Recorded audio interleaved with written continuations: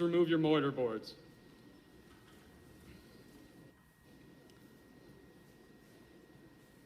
I pledge allegiance to the flag of the United States of America and to the republic for which it stands, one nation, under God, indivisible, with liberty and justice for all. We would like to welcome Dr. Riggle, Mr. Wegley, members of the Board of Education, our graduates, and family and friends. Thank you for being here to celebrate the graduation of the class of 2009.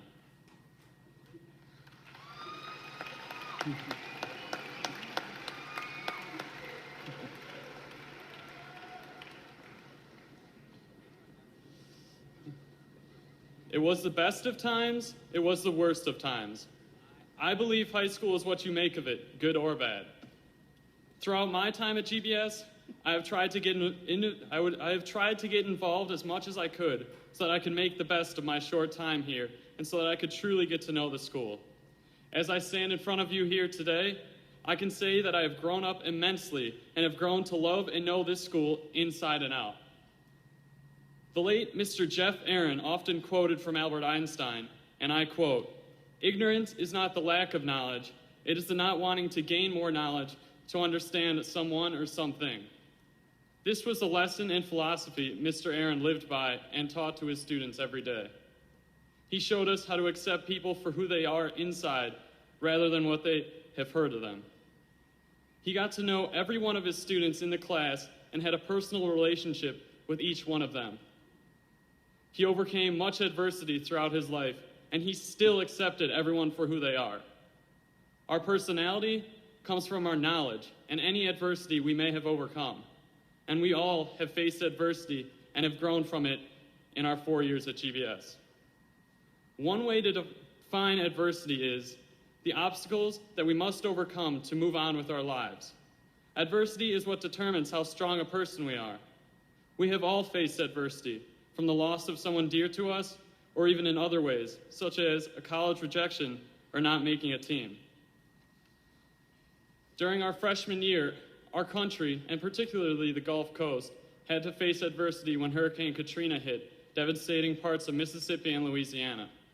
In the midst of all this, many people stood up and saw that there was help needed.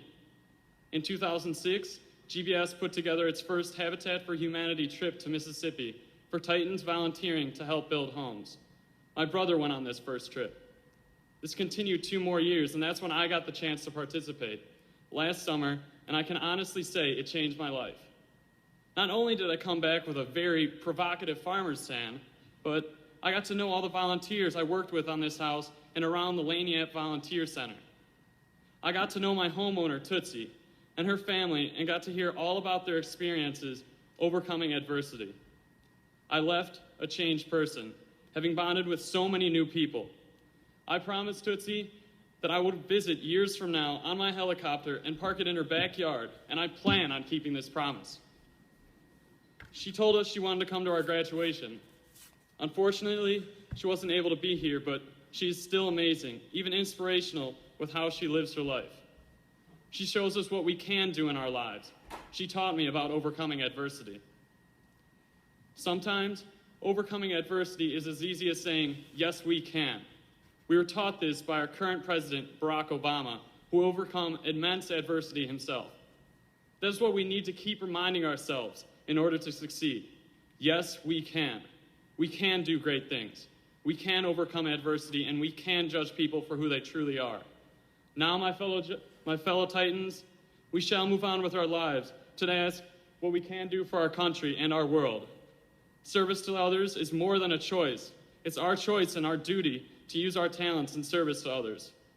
I am proud to consider all of you my friends, and I bid you good luck in the future. You can and all will accomplish amazing feats. And remember, yes, we can.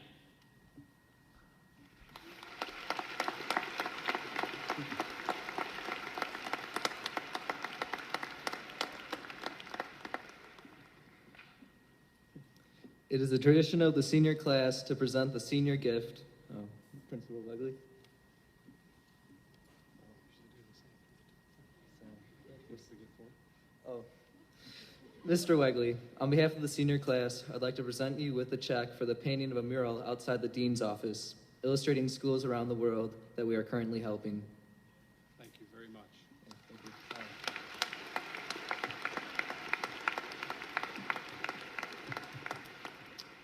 Good afternoon. Welcome, friends, family, District 225 administration, and Glenbrook South, class of 2009. This audience represents 4 significant people of each student graduating today. How many of you remember your first day at South as a freshman? How many of you remember the first day you learned to read? Could you recall the first time you gave a PowerPoint presentation? Do you remember math scrolls in grade school? Think about all the teachers that have influenced your education. Hopefully it's not one specific person, but every friend, teacher, and relative that brought us to this moment here today. What our friends and teachers are able to teach us is what other high schools consider excellence. I've had 59 teachers from kindergarten through senior year. On behalf of the senior class of 2009, I would like to thank every teacher who has helped our future generation. I'm here today because once I took a chance. I started out my political career at Glenbrook South when I was a sophomore. I'd asked for any open spot, and then the secretary position was handed right over to me. I continued to run my junior and senior year as well for different positions.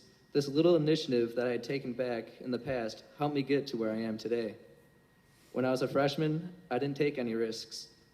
Whether it was meeting new people or spending time doing things I don't normally do, I never cracked out of my shell. I slowly learned that if you think about anything and that if you wanted to set your heart into it, well, if you followed your passions, all that could be achieved thanks to the diversity that Glenbrook South has to offer. Our class has taken chances by investing their time and effort into many different types of beneficial activities as well. We have tutored in Chicago, taken a stand for Darfur, jammed to some tunes at Battle of the Bands, fought local hunger by collecting a gazillion cans, and even raised money for kissing pigs. I believe that students who hardly ever receive the spotlight don't ever really receive a wholehearted thank you. Myself, along with the audience, would like to send out our thanks to the students who emptied their pockets of change, contributing to worthy causes, to the students who rallied behind our Titan sports programs, and also to thank the students that made our televised and theatrical feats possible. I'm even going to give a shout out to our lab aides. They even helped too. Our class is so involved. We made gym jams fun and exciting and always took our school-sponsored events to a whole new level.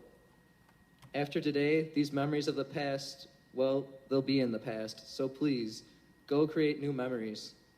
We can share them at our high school reunions. In the fall, some of us will be going to coasts, others will stay near Chicago, and whether we're studying at a community college or at a prestigious university, we all need to make our own special memories. They should be the precious gems in the jewelry box that is your life. We all receive around the same amount of secondary education, but there are much better days to come, I assure you. Glenbrook South will also be represented on a global scale. Students will be training in the military and helping in the Peace Corps. We're prepared to make a difference in this world. As we learn to adapt to our new futures, we carry with us the love of our community. Class of 2009, we are the risk takers, inspiration, and creativity that the world is yet to see. Alter your fate by trying to take control of your life. We're ready to do anything, and the time has come to make something of ourselves. Congratulations on your efforts. Thank you for your support. I'm the senior class president of 2009, and I'm out. Thank you.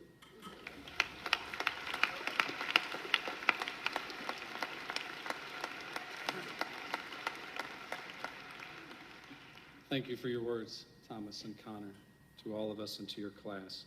It is now my pleasure